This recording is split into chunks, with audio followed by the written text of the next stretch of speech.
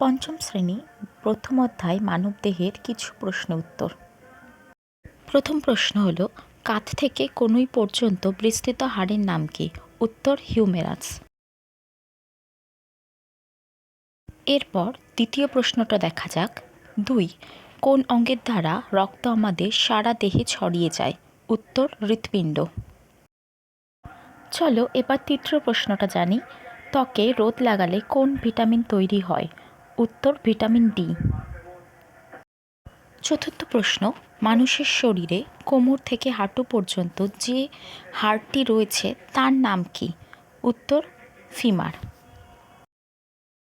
5 নম্বর প্রশ্ন, শিরা ও ধমনীকে কি রক্ষা করে? উত্তর চামড়া।